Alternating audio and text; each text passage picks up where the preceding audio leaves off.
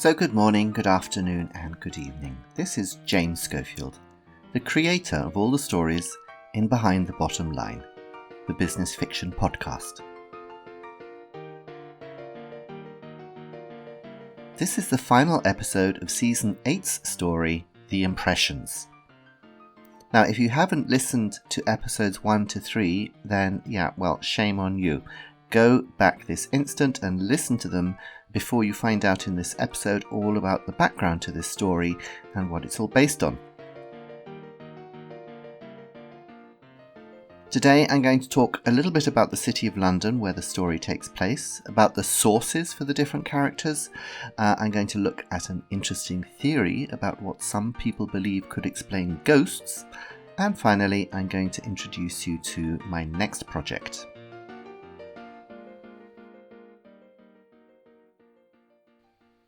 So let's begin with the most important character of all in this story, and that is the City of London. Now, this is not London as a whole with its 8 to 9 million people. This is the City of London, which is the official heart of London. It's just 1 square mile, 7,000 residents, and it's all really based around the Bank of England. The first settlement was founded by the Romans in AD 43 as a trading centre, and it's stayed that way really ever since. Fun fact, there are more Japanese banks here than in Tokyo. Fun fact number 2, there are more American banks here than there are in Manhattan.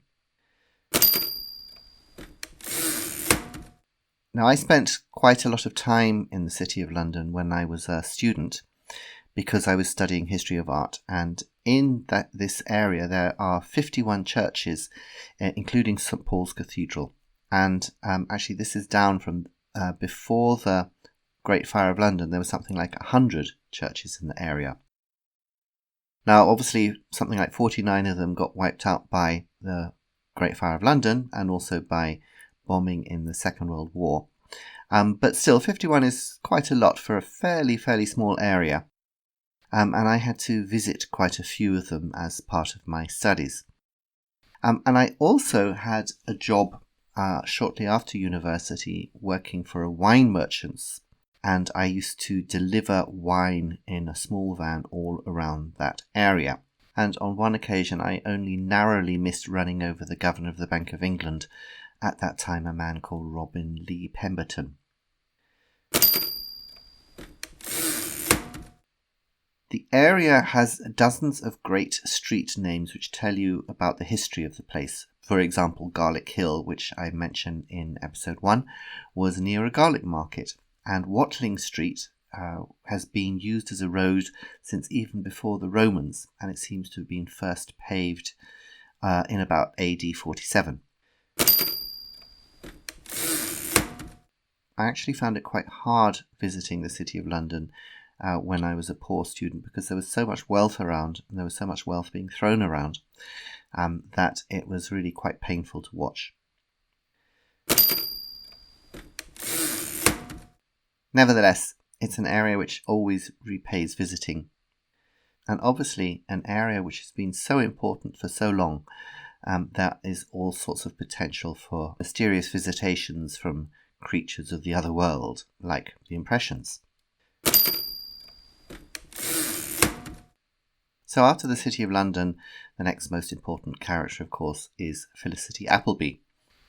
She's really a combination of quite a lot of clever women who I've known. And I think for clever women entering the workplace after having been a student, it's quite hard, especially if you don't get a job in the area you studied. You get badly patronised. The story in episode 1 of a senior manager complaining to his team assistants about being seated in business class near the airplane lavatory was told to me by one of the models for Felicity, who knew more about 20th century modern painting than anybody else I knew. These kind of women also suffer, I think, from what is expected of them in terms of the clothes that they wear. Women's classic office clothes are really suspect, although I think things are gradually changing. But until recently, if women didn't wear those ridiculous little suits which had no useful pockets and were always too tight, they were seen as unprofessional. In fact, a friend of mine was told that she shouldn't wear the flowery dresses she liked to wear in the office because nobody would take her seriously. What was even worse about that story was she was told this by women. Julie and Paula are two characters who often appear in my stories and inevitably cause havoc and mayhem wherever they go. And the reason I constantly return to these two characters is that they represent the anarchy that I think often lurks below the surface of apparently seemingly normal people, and the extraordinary things that sometimes happen in offices. Aid and Ducheny is a compilation of a lot of awful men types that I've worked with over the years and who have all damaged various women friends of mine. And if any of you are listening, I mean here the men and the women, you know who I'm talking about. So the impressions are, of course, really kinds of ghosts. And as regular listeners to my podcast will know, I have a lot of time for ghosts. And I'm personally convinced that I actually saw a ghost tree, which was not in the least bit alarming when I was 10. And if you read and listen enough to documented cases, the counter-arguments put forward by rationalists to explain ghosts by reducing them to creaky floorboards or water pipes seem much more absurd than the idea that there might be something supernatural which we can't explain at the moment. One of the theories that I find interesting is the idea that if a location has experienced an intense amount of emotion, it can be recorded by the building itself and replayed to people who are sensitive to the atmosphere there. There was a famous BBC television play called The Stone Tape in the 70s, which led to this idea being called the stone tape theory. But it's actually much older, going back to the 19th century and early 20th century. Here's a quote from a short story writer, E.F. Benson, from that time. One of the characters is trying to explain why the disconnected telephone in the house repeatedly rings.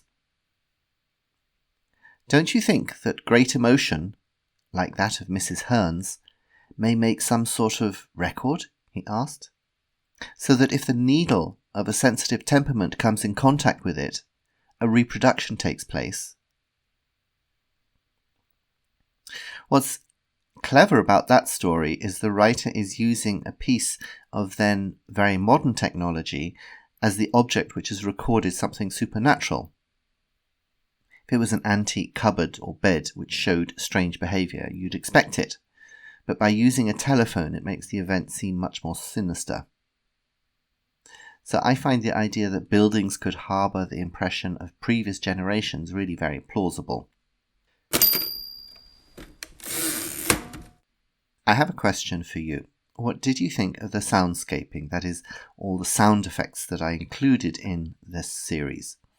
This is something new. I wanted to try to make the experience a much more immersive experience, and it was quite a lot of fun building up layers of sound. It felt a little bit like painting, and as I'm a useless artist, this was the closest I could ever get to feeling like I was painting a sound picture for people. I hope you felt it was worth it, because it was quite a lot of work, and I would be really interested to hear your views.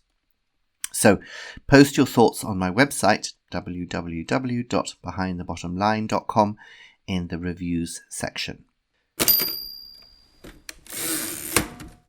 Finally, for this season, I'm taking a break from podcasting for a while, and I will be concentrating on a novel. I've sketched out a comic murder mystery set at Lake Garda, and today, as a special treat for you, here is the beginning of Chapter 1. What must we remember? Asked Signor Bertoldi rhetorically as he walked slowly down the line of porters, waiters, cooks, chambermaids and bellboys, standing stiffly at attention inside the ballroom, as a new week begins. It was April 1901, and the week that was to end with the death of Dr. Richard von Stahl began quite normally with Signor Bertoldi's Monday morning staff inspection. Signor Bertoldi, manager of the Grand Hotel Gargano at that time, ran it on military lines. He was our general, and the respect we all had for him was founded on our admiration for the strategic brilliance he showed in organising us to look after our guests. I followed a step behind, notepad in hand, ready to take down any instructions the great man might issue, and doing my best to look impressive. I was very aware of the new chambermaid from Turin, Allegra, who'd started a few weeks earlier, and who, I was afraid, laughed about me behind my back with the other chambermaids, which was annoying because there was something special about her. In the Grand Hotel Gargano, we do not demand recognition for what we do. He paused to straighten the cap of one of the lobby bellboys, which was at an angle Signor Bertoldi considered frivolous. But if we know what we are doing, recognition will come.